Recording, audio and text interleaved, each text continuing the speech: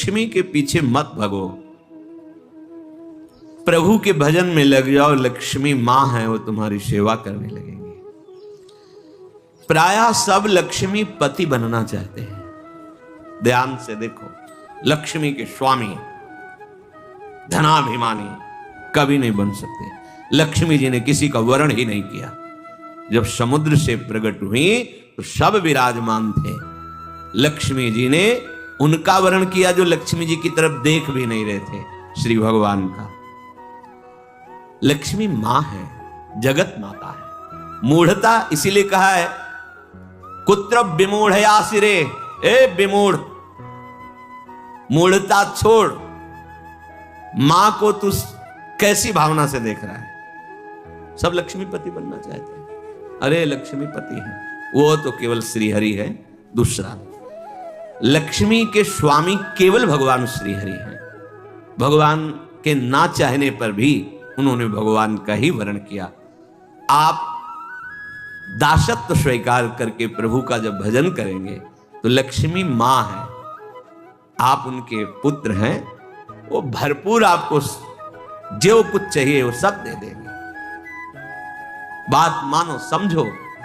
मायापति हैं श्री कृष्ण, और आप मायापति बनना चाहते हैं, थप्पड़े मारेंगे। गलत दृष्टि रखता है। हम सब आकांक्षा करते हैं कि लक्ष्मीपति बने। देखो अंदर से देखो, किसी कोई भाव आता है कि लक्ष्मी तो प्रभु की प्रिया है, प्रभु की प्रिय है, पत्नी है। अगर हम प्रभु का भजन करेंगे तो माता हम पर कृपा करेंगे, पर हम माता नहीं मानते और जानते हैं कि माता की तरह भरण पोषण लक्ष्मी जी के ही द्वारा हो रहा है, उन्हीं का वैभव। तो आप स्वामी मत बनिए, मूढ़ता त्यागिए। अगर आप लक्ष्मी के पीछे भागते हैं स्वामी बनने के लिए तो दंड ही मिलेगा। वैसे माता जी की पर्सनल सवारी जो है लक्ष्मी जी की, वो जानते हो क्या है? उल्लू। मतलब जो सार था वो मिला नहीं, असार में भटकते रहे। जब तुम ऐसा कुछ करोगे, अगर वो अकेले आए भी ना तो उल्लू बना देंगे। उल्लू बनाना जानते हो? उल्लू का दिन में प्रकाश में नेत्र काम नहीं करता है, अंधेरे में काम करता है। अर्थात जो लक्ष्मी को केवल स्वीकार करता है, आराधना की है, तो लक्ष्मी जी उसके दिमाग, क्योंकि आएंगे तो ना उसमें सवार होके, अब उसके दिमाग में ज्ञान के प्रकाश के लिए नेत्र नहीं रह जाएंगे। अज्ञान अंधकार में उसका काम करेगी बुद्धि। क्या ये भोग लूं, ये ऐसा करूं, अभिमान बढ़ाने वाला, वासना बढ़ाने वाला, दुर्गति में पहुंचाने वाला कार्य प्रारंभ हो जाएगा। विविध प्रकार के दोष प्रकट हो जाएंगे। नारायण को बुलाओ, प्रभु माता जी सहित पर, जानते हो क्या, अलग अलग सवारी में नहीं आती, फिर एक सवारी में आती है। कौन? गरुण जी में। गरुण जी में भगवान नारायण और लक्ष्मी। गरुण जी जिनके पंखों से वेद स्तुति हो रही, अर्थात दिव्य ज्ञान विज्ञान संपन्न और समस्त ऐश्वर्य भोग आपके पीछे डोलेंगे। ऐसा नहीं कि भक्त केवल भिखारी ही होता है। देखो अम्बरीश जी महाराज बड़े बड़े ऐसे महाभागवत हुए, दिव्य वैभव संपन्न और भगवान की अपार भक्ति में डूबे हुए। श्रीपाद करे विमूढ़ता, अर्थात मूढ़ता का त्याग करो और सर्वाधीश्वर युगल सरकार के चरणों का चिंतन करो। बेलवन में लक्ष्मी जी आज भी विराजमान होकर तप परायण है कि कभी किशोरी जी का आदेश आ जाए सेवा के लिए तो हम कृतार्थ हो जाए। वृंदावन में नहीं, बाहर यमुना की पल्ली पर विराजमान है, और इसलिए विराजमान है कि कभी लाडली जो इशारा कर दे किसी के प्रति, वो मुझे सेवा मिलेगी। विहाय वृंदावन मिंदिरादि भी सुदुर्लभम कुत्र विमूढ़याश्रय। आशा छोड़ो तुम और न किसी से, हमारे लाडली लाल के चरणों का आश्रय लो। तो कह रहे हैं परम सुदुर्लभाश्चात्र मिलंति भक्तया, परम दुर्लभ प्रेम भक्ति भी मिलेगी और ऐश्वर्य भी मिलेगा। ये जब आप प्रिया प्रीतम के चरणों का आश्रय लिए वृंदावनाधीश्वर श्यामा श्याम का भजन कर रहे, तो क्या नहीं मिल जाएगा आपको। बड़े सद्गुण हैं, पर भगवत चरणारविंद की शरणागति नहीं, भजन नहीं, क्या होगा इससे? ये तो बाहरी सद्गुण है, इससे क्या होगा? अगर प्रभु के चरणों का आश्रय नहीं तो ये बाहरी सद्गुण भगवत प्राप्ति थोड़ी करा सकते हैं। और मनुष्य जीवन का चरम और परम लाभ भगवत प्राप्ति है। रूप विभवई, बड़े रूपवान हो, देह भाव से अपने रूप को देखकर गर्व करते हो कि मैं बड़ा सुंदर हूं। कितने दिन टिकेगी सुंदरता? दुर्गति ही करवाएगी, क्योंकि देह भाव से सुंदरता का आरोप मैं में कर लेने से भोगों की प्रियता बढ़ती है। भोगों की प्रियता दुर्गति का कारण है, बुद्धि का भ्रष्ट हो जाना है, सत्य वस्तु से पतित हो जाना है। तो किम रूपई, बड़े रूपवान हो, उससे क्या होगा? बार बार दर्पण में अपने रूप को देखकर गर्व करोगे और विषय प्रियता बढ़ेगी। श्रीपाद कह रहे हैं किम दानम, आप बड़े धनी हो, आपको गर्व है कि मैं गरीबों को देता हूं या किसी को भी देता हूं। इससे क्या होगा? तुम्हारा अभिमान पुष्ट होगा, तुम्हें जो पुण्य का है वो और लाभ मिलेगा। 1 की जगह 1 लाख दे देगा। इतने में तुम अभिमान से युक्त हो, और बढ़ जाएगा तो और अभिमान बढ़ेगा, तो होगा क्या? दुर्गति। क्या होगा? सोचो, जिनका कोई अपराध नहीं था, बराबर गौदान करना, स्वर्ण से खूण मढ़वाकर, सींग मढ़वाकर दक्षिणा देना, घर दान करना, दान में ही लगे रहते थे महाराज नृग। चूक हो गई, जो ब्राह्मण दान नहीं लेता था उसकी गाय आ गई गौशाला में, उनको क्या पता, उन्होंने किसी ब्राह्मण को दान कर दिया। जिसने दान लिया वो लेके जा रहा था, जिसकी गाय थी वो कभी दान लेता नहीं था। उसने कहा ये तो गाय मेरी है, बोले नहीं ये तो मेरी है, क्योंकि अभी महाराज नृग ने दिया है, चलो महाराज के पास। वहां गए, उसने कहा महाराज आपने गाय हमें दी? हाँ दी। उसने कहा महाराज फिर ये गाय मेरी है, ये आपकी नहीं है, आप हमारी गाय वापस करें। तो उनका तुम्हें 1 करोड़ गाय देंगे। जो गाय का असली मालिक था उसे कहा इसको छोड़ दो तुम, क्योंकि अब हमने दान दे दिया। उसने कहा मैंने कभी दान ही नहीं लिया, तो क्यों स्वीकार करूं, मुझे अपनी गाय चाहिए। जिसने दान लिया था उसने कहा बस मुझे तो यही गाय है, अगर ये नहीं दोगे तो। इतनी बात का ये दंड मिला कि द्वारिका के कुएं में वो गिरगिट बनकर पड़े थे। पर कृपा ये हुई कि अपराध था नहीं पूर्ण रूप से। वो राजा है, वो क्या गौ सेवक थोड़ी हो कि गौशाला में पहचानते हो कौन मेरी गाय कौन तेरी गाय। आ गई, दान कर दिया। तो फिर भगवान अपनी तरफ से हेतु की कृपा करके उनका कल्याण किया, पर बने गिरगिटी। विचार करके देखो, इतना बड़ा दान अगर भगवान हेतु की कृपा न करते तो क्या बने हुए पड़े थे। तो किम दानम, अहंकार करके कि मैंने इतना रुपया दान किया, इतनी वस्तु दी, वो आपको मुक्त नहीं कर सकता। और वही वस्तु हे प्रभु आपके द्वारा दी हुई वस्तु दैन्य भाव से आपको समर्पित करते हैं, हो गया, ये भगवत प्राप्ति का कारण बन जाएगा। किसी को भी जब कोई कभी सेवा करे, दान भावना न रखे, मेरी वस्तु नहीं है भी नहीं, वास्तविक मेरे प्रभु ने दी है। प्रभु की दी हुई वस्तु से प्रभु स्वरूप सामने आए हुए को जो हम सेवा कर रहे हैं, रिझा रहे हैं, उसका फल हो मेरे गोविंद मेरे पर प्रसन्न हो। त्वदीयं वस्तु गोविंदम तुभ्यमेव समर्पये। हे प्रभु आपकी दी हुई वस्तु आपको, ये दान नहीं, ये भगवत प्राप्ति का हेतु है, ये सेवा है। किम दानम, बहुत दानाभिमान है, दान करते हो, 1 की जगह लाख दे देगा मेरा मालिक महालक्ष्मीपति है, महाऐश्वर्यवान है, महान विभूतियां उनके चरणों की आराधना करती रहती हैं। श्रीपाद कह रहे हैं यज्ञ आदि भी, बड़ी बड़ी यज्ञ करते हो, पर भगवान की शरण में हो करके उनकी भक्ति का भाव नहीं, तो क्या होगा यज्ञ से।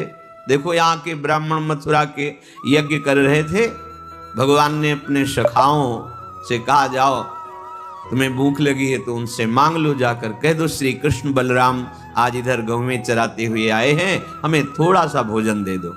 गए, साष्टांग प्रणाम किया और कहा हे विप्रो, भगवान श्री कृष्ण बलराम जी पधारे हैं सखाओं के साथ, उनको भूख लगी, थोड़ा सा भात दे दो, अन्न दे दो। उन्होंने अनसुनी कर दी। हो गए, बोले प्रभु देने की तो बात जाने दो, बोले ही नहीं, देखे ही नहीं। बोले तो उनकी पत्नियों के पास जाओ। होगा प्रभु, जब पति ऐसे निष्ठुर है तो पत्नियां कैसे दे सकती? बोले नहीं, वो मेरी बड़ी भक्ता है, क्योंकि मेरी चर्चा सुनती रहती है।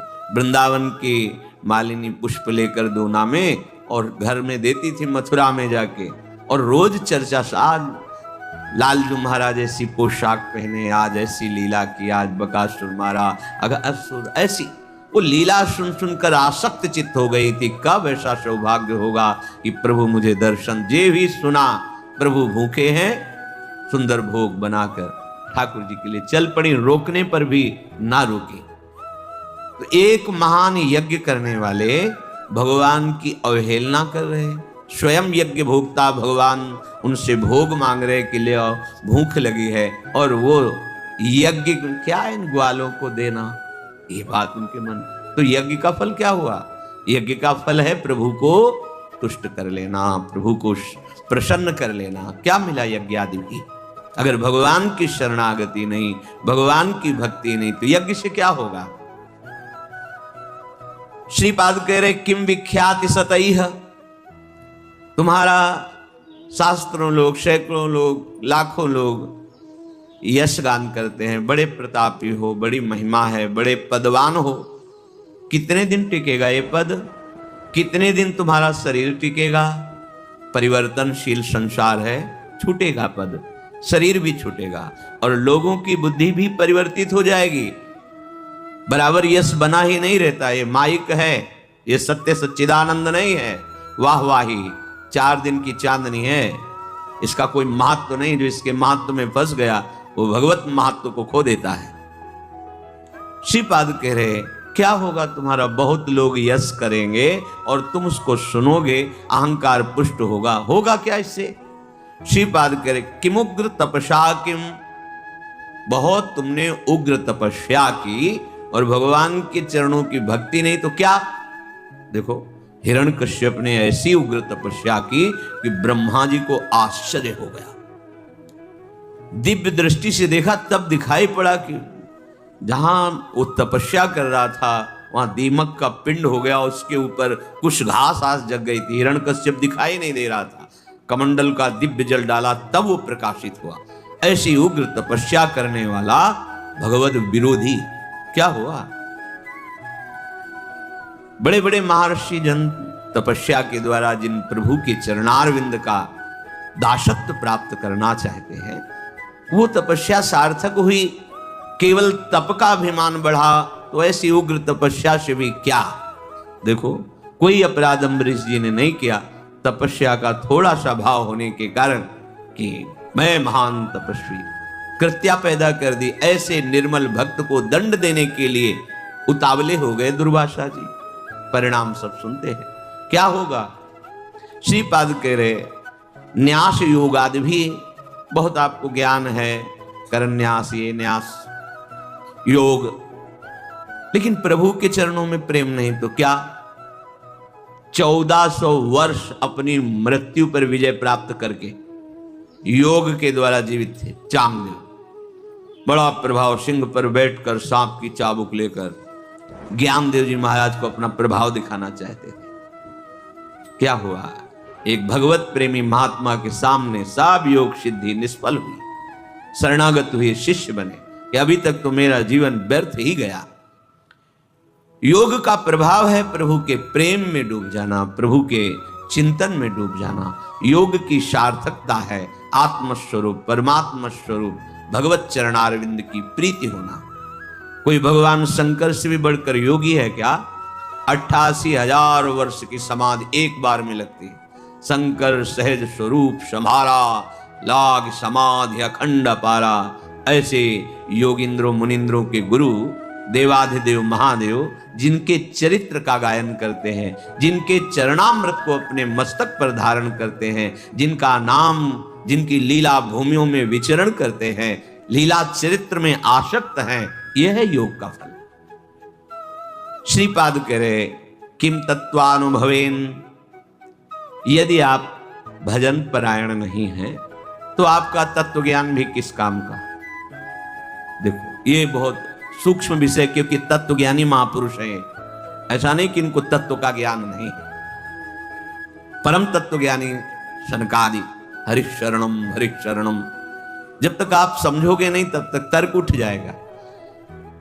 कोई भी महात्मा अभी तक जहां दर्शन हुआ, सब भगवान नाम उच्चारण करने वाले। ओम भी तो हमारे भगवान का नाम है। सन्यासी जन जब परस्पर मिलते हैं तो ओम हरि ओम हरि। स्वामी जी ओम हरि, ये क्या है? हमारे भगवान का ही नाम प्रणव ओम है, उन्हीं का नाम हरि है। और जब किसी भी वीतराग सन्यासी को प्रणाम किया जाता है तो शिक्षा दी जाती है कि ये उच्चारण करके प्रणाम करो, ओम नमो नारायणाय।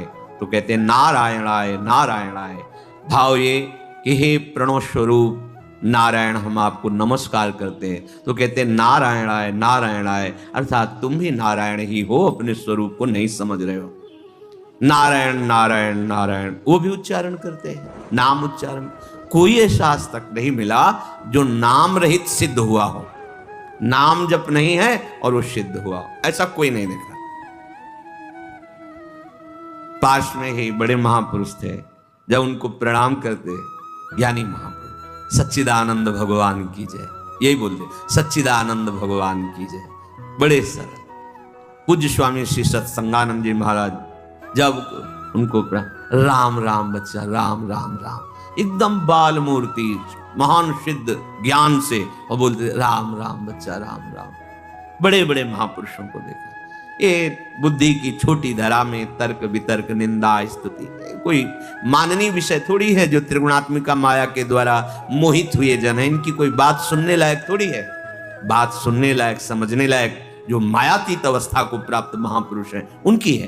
तो श्रीपाद किम तत्वानुभवेन, यदि आपका भजन नहीं बन रहा है, किम तत्वानुभवेन विष्णु भजन, प्रभु का भजन नहीं हो रहा, प्रभु के नाम में नहीं डूबे हो, क्या?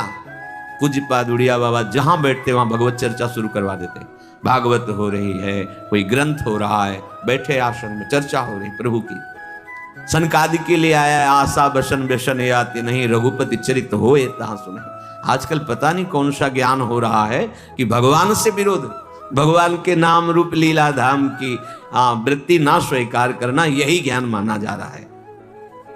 कौन भगवान, कैसा भगवान, बातें अज्ञानी जैसी, और माना जाता है अपने को ज्ञानी।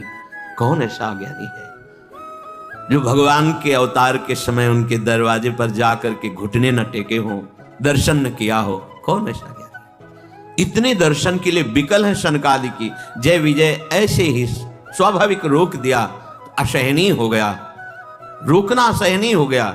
एक क्षण के लिए भी इतनी व्याकुलता है कि रुकना संभव नहीं। मैं अपने प्रभु का दर्शन करने जा रहा हूं, क्यों रोक दिया? किम तत्वानुभवेन विष्णु भजन, यदि प्रभु का भजन नहीं है, प्रभु का चिंतन नहीं है, प्रभु के प्रेम में नहीं डूबे हो, तो वो तत्व ज्ञान भी किस काम का? देखो, तत्व ज्ञान नानात्व को मिटाता है, पर जिस सत्य को जाना उसका चिंतन आवश्यक। आत्मज्ञान होना कठिन है, पर आत्मज्ञान हो सकता है, पर आत्मरति होना, पूज्यपाद सिउड़िया बाबा जी महाराज के वचन, आत्मरति होना, आत्मावान आत्मरति आत्म क्रीड़ा परायण, वो आत्मा में ही तृप्त रहे। ये रति निरंतर अपने स्वरूप का चिंतन। हमारे प्रभु है, आत्मा है, हमारी आत्मा हरिवंश। किम तस्य वात्यद्भुते, तुमने बहुत वाणी में प्रवीणता प्राप्त कर ली, उसे क्या होगा? बहुत अद्भुत प्रभाव है आपका, उसे होगा क्या? अगर चित्त प्रभु के प्रेम में नहीं डूबा तो सब क्या है? वाग विलास मात्र। बड़े आश्चर्य हमें लगा जब भगवान श्री सुखदेव जी पूरी भागवत सुनाने के बाद एक शब्द था कि परीक्षित, ये सब वाणी का विलास मात्र। एक बार एकदम सावधान की, ये शब्द कहां से निकला? परमहंस जी के हृदय में ये शब्द क्यों निकला? क्योंकि इसमें तो सब चरित्र है, उनका चरित्र, उनका चरित्र, उनका उनका उनका ऐसे विविध चरित्रों का। बोले वाणी को पावन करने के लिए क्यों? एक ही है, विविध नहीं है। भाव था कि एक ही है। परीक्षित, बेटा अब तुम्हें कोई भय है? सुखदेव जी पूछ रहे। बोले नहीं गुरुदेव, ब्रह्म स्वरूप बेटा परीक्षित, तुम्हें कोई भय है?